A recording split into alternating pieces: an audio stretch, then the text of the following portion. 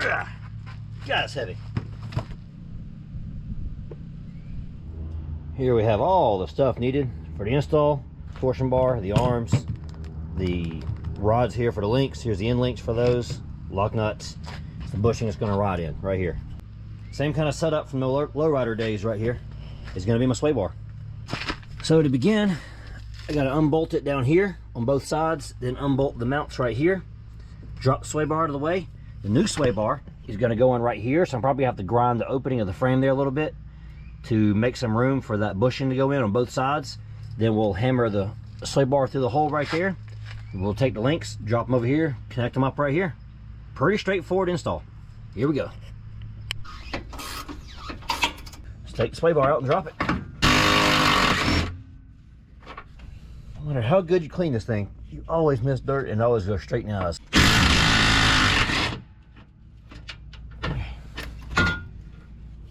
Now we just fish the old one out.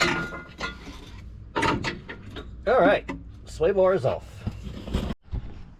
All right, so you got to grind out this opening right here a little bit wider to fit the bushing in there. That's the next project.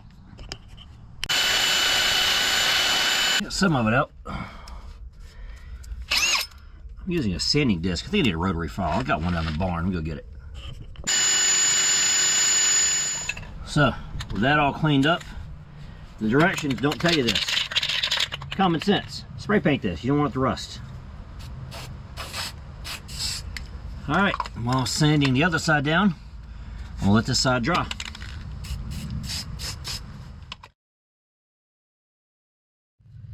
All right, now we'll take these inserts, which are labeled left and right, pound them in with a mallet.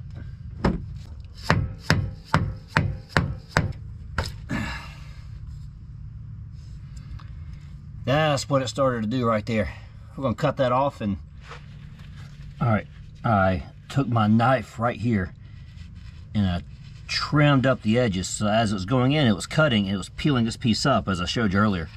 Well, that made basically a little, like a hangnail right there, right? Thing sticking out like a sore thumb.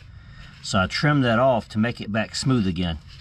And I try to take off the smallest amount I could because I don't want to make it, it's engineered to work a certain way. So if they wanted it to be smaller in the opening, they would have given it a smaller opening. So I'm thinking that's gonna work. Let's go hammer it some more. If this don't work, I'll trim a little bit more off.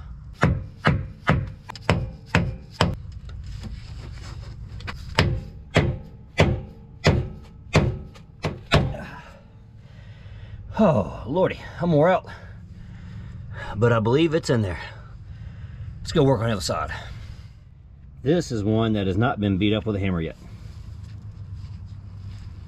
We're about to probably make this one look like the other side though. Here we go. So it's just a tight fit. I know I say this all the time, but I should have arms like Popeye by now. Good Lord. I don't know how. It's got to be genetics. I mean, this hammer is coming apart. That's how hard I'm hitting stuff. And this is all the time. Anyways, it's in. Enough complaining. Let's get back to work.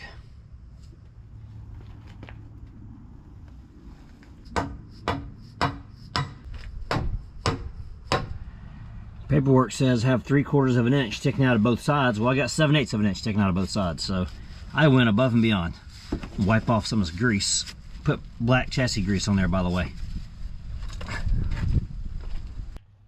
All right, take off the gloves that are contaminated with black grease, and now we're gonna build up the arms. All right, let's put the arm out there. And take as many sees. Now put it on there.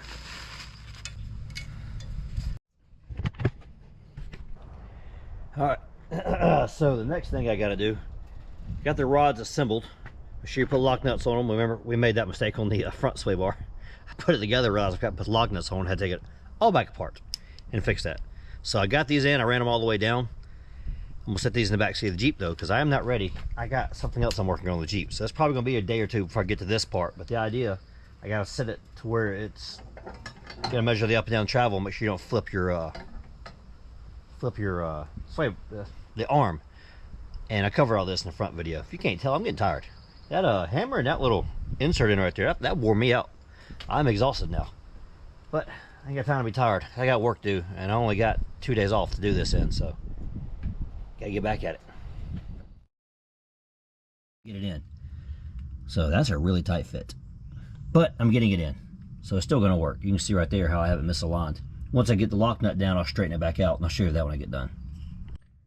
And that is run all the way down. When I get done, I'm gonna figure out what to do with this ABS wire here. I may just leave it off like that, disconnected. I may leave it in a clamp. This shouldn't move. This should all just be fixed in one spot. All your articulations will be up here on the arm. So that down there ought to be fixed. It could possibly go that way a little bit. That'd be about it. I'm gonna play around with the movement on it and see how it works, determine if I need to change anything with the routing of this ABS wire. I mean, I can just build that in like that. There's a lot of options. We'll figure that out. So here is the sway bar rear installed. I got 12.5 inches of exposed rod here. No, not exposed. That's including what's behind these nuts here. If you're doing any of these individually, you need to get done, recheck everything, drive your Jeep, get your alignment checked. If you're gonna be doing all these mods yourself, you can follow along individually. Most people don't have the attention span to watch a very long mod video.